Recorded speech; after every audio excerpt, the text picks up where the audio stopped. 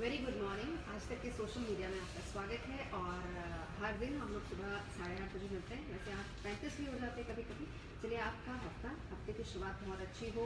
और अच्छी शुरुआत तो होगी, मैं इसलिए कह रही हूँ क्योंकि आज है 1 मार्च। और देखिए, आज सुबह सुबह एक अच्छी खबर ये आई है कि कोरोना, जिससे हम और आप लोग पिछले 1 साल से जूझ रहे हैं, आज से अब वैक्सीन का सेकेंड फेज शुरू हो गया है। ये एक अच्छी खबर है।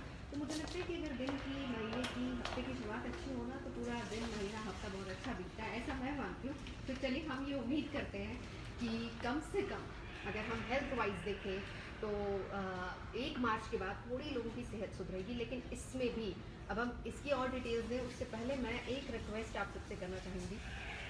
मास्क बहुत ज़रूरी है, ये मानकर चलिए कि थ्रू आउट लाइफ आपकी जीवन का हिस्सा है मास्क। और दूसरा, सोशल डिस्टेंसिंग बहुत ज़रूरी है। वैक्सीन लगने का मतलब ये नहीं है कि आप सारे नियम कायदों को भूल जाएंगे कि भाई मुझे तो वैक्सीन लग गई है इसलिए मुझे तो अब कोरोना हो नहीं सकता। सो अभी भी सावधानी और सोशल डिस्टेंसिंग, मास्क बेहद ज़रूरी है। तो आज सुबह सुबह प्रधानमंत्री ने वैक्सीन लगवाई है और मुस्कुराते चेहरे के साथ प्रधानमंत्री की और फिर उसके बाद एक ट्वीट भी आया है। ये बहुत अच्छी बात है। देखिए, यहाँ पर इस चीज़ को बहुत ध्यान देना होगा कि तमाम दूसरे मुल्कों के राष्ट्राध्यक्षों ने जिस तरीके से वैक्सीन लगवाई थी, अब हमने अमेरिका में देखा था जो बाइडेन साहब ने लगाई, और तमाम जो दूसरे राष्ट्राध्यक्ष हैं अलग अलग मुल्कों के, उन्होंने लगवाई थी। यूके के जो राष्ट्राध्यक्ष हैं उन्होंने भी वैक्सीन लगवाई थी, बोरिस जॉनसन साहब ने भी। लेकिन ये सवाल उठ रहे थे कि भाई प्रधानमंत्री मोदी क्यों नहीं लगवा रहे हैं।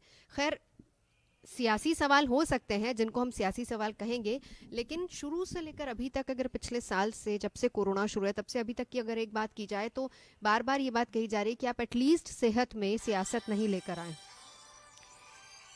तो सियासत नहीं होनी चाहिए, इसकी कोशिश हो रही थी। और ये हमने थ्रू आउट देखा जिस तरीके से ख़ास तौर पर हिंदुस्तान ने और हिंदुस्तान की सरकार की तरफ से अलग अलग डिसीजंस, फैसले लिए गए थे समय समय पर, क्योंकि आबादी बहुत ज़्यादा है। अगर अभी भी हम हिंदुस्तान को कंपेयर करेंगे दूसरे मुल्कों के साथ तो आबादी हिंदुस्तान की ज़्यादा है, बावजूद इसके कंट्रोल्ड है सिचुएशन हिंदुस्तान में। और इसी के साथ जब वैक्सीन आई थी, वैक्सीन की शुरुआत हुई थी, तो उसके बाद से ये सवाल उठने शुरू हुए थे कि भाई, पहले तो वैक्सीन को लेकर सवाल उठ रहे थे कि ये तो बीजेपी की वैक्सीन है, वो सियासत अलग है, उसको आप छोड़ दीजिए। लेकिन जब सेहत की बात होती है तो ये कहा जा रहा था कि प्रधानमंत्री पहले क्यों नहीं लगवाते।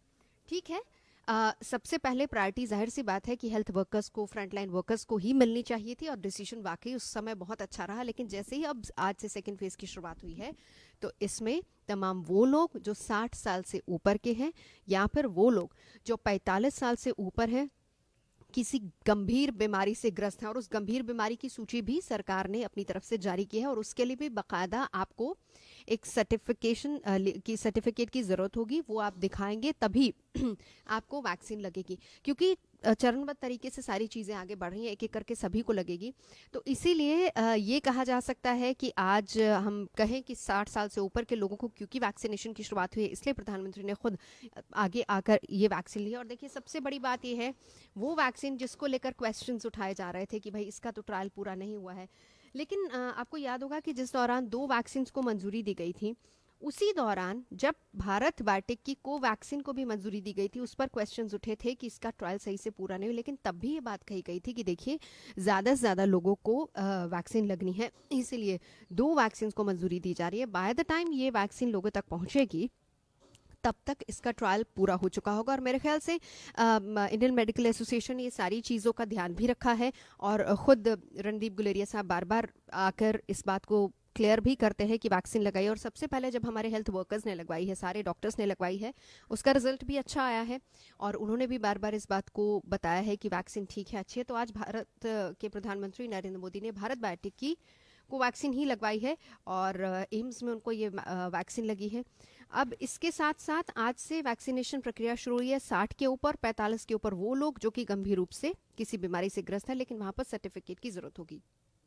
साथ ही साथ अब ये जो फेज शुरू हुआ है, इसमें अब कुछ प्राइवेट अस्पतालों को भी वैक्सीन दी गई है। यानी अगर आप चाहें तो आप न सिर्फ सरकारी बल्कि प्राइवेट हॉस्पिटल में भी जाकर वैक्सीन लगा सकते हैं। सबके मन में कुछ ना कुछ क्वेश्चंस होते हैं कि हम सरकारी में क्यों जाएं, हम प्राइवेट में क्यों जाएं।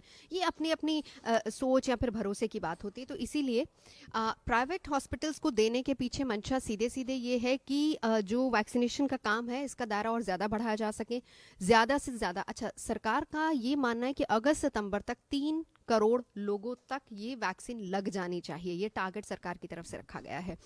तो जाहिर सी बात है इसके लिए ज़्यादा से ज़्यादा हॉस्पिटल्स को ये वैक्सीन मुहैया करवानी होगी और करवाई भी जा रही है। देश के अलग अलग हिस्सों में वैक्सीनेशन की प्रक्रिया चल रही है। प्राइवेट में अगर आप लगवाएंगे तो 250 रुपये का पहला डोज होगा, 500 रुपये का दूसरा डोज होगा। इसके साथ ही साथ एक बहुत इंपॉर्टेंट चीज़ जिसका जिक्र मैं करना चाहूँगी वो ये है, वैक्सीन लगने के बाद थोड़ी बहुत ड्राउजीनेस या फिर हल्का पेन आपको रह सकता है, लेकिन इसके बारे में भी पहली बात तो डॉक्टर से आप कभी भी संपर्क कर सकते हैं। और दूसरी बात, जो कोविन ऐप में जब आप रजिस्टर करेंगे उसमें तमाम तरह की जानकारियां आपको दे रखी हैं कि किसी भी तरह का अगर कुछ रिएक्शन होता है, कुछ इफेक्ट होता है तो उस पर आपको क्या करना है, ये सारी डिटेल्स आपको बाकायदा वहां पर दी जा चुकी हैं। तो चलिए, वैक्सीन की शुरुआत हो गई है।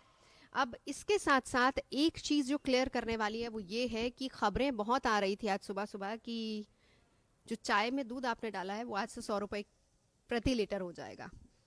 वैसे इस खबर की सच्चाई क्या है वो भी मैं आपको बता देती हूँ। कुछ दिन पहले सोनीपत की खाप पंचायतों ने ये डिसाइड किया था कि जिस तरीके से पेट्रोल के दाम लगातार बढ़ रहे हैं, शतक तक पहुंच चुका है, पेट्रोल ने शतक लगा लिया है, ऐसे में पेट्रोल की कीमतें अगर सरकार तय करती है तो दूध, क्योंकि किसान के पास गाय भैंस है और वहां से आता है, तो किसान तय करेगा दूध की कीमत क्या होगी। तो 50 रुपए प्रति लीटर में मिलने वाला दूध 1 मार्च से 100 रुपए प्रति लीटर मिलेगा।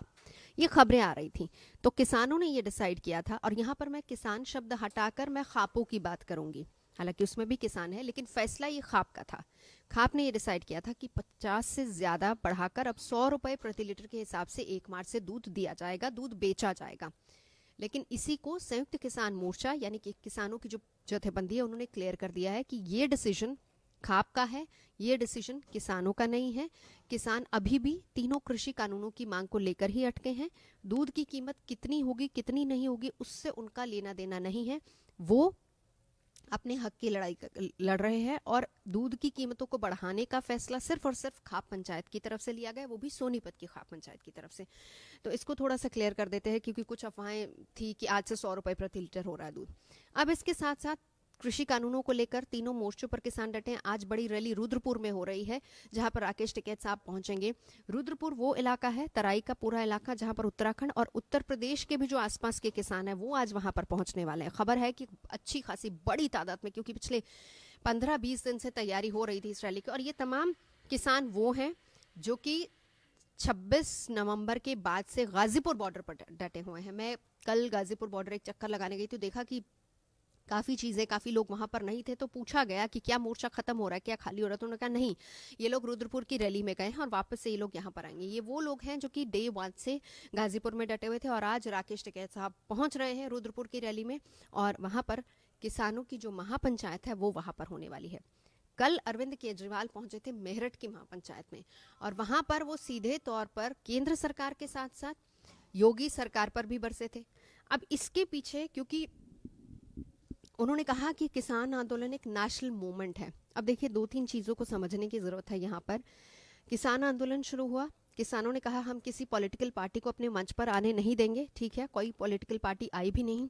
26 जनवरी के बाद 27 और फिर 28 जनवरी को जब राकेश टिकैत साहब के आंसू निकले, उसके बाद से पासा पलट गया और उसके बाद से एक एक करके सियासी पार्टियों ने भी अपनी तरफ से महापंचायतों का सिलसिला शुरू किया। कांग्रेस कर रही है, लेकिन अब आम आदमी पार्टी क्यों कूदी? गुजरात के निकाय चुनावों में जिस तरीके से सूरत इलाके में आम आदमी पार्टी को बढ़त मिली है, उसमें अगर मेन ऑपोजिशन अभी तक कांग्रेस हुआ करती थी, लेकिन अब आम आदमी पार्टी है, तो वहीं से गदगद होकर लग रहा है अरविंद केजरीवाल को कि उत्तर प्रदेश में पहली बात आने वाले चुनाव, निकाय चुनाव, फिर उसके बाद 2022 के चुनाव, तो वहां पर भी, क्योंकि पंजाब में भी अच्छी खासी ठीक ठाक बढ़त आम आदमी पार्टी ले ही रही है, दिल्ली में उनकी अपनी सरकार है, तो एक फॉर्मूले के साथ अरविंद केजरीवाल वहां पहुंचे थे महापंचायतों का हिस्सा बनने के लिए। किसान आंदोलन को नेशनल मूवमेंट बताया और उन्होंने कहा कि सरकार जो वायदे कर रही है वो गलत है।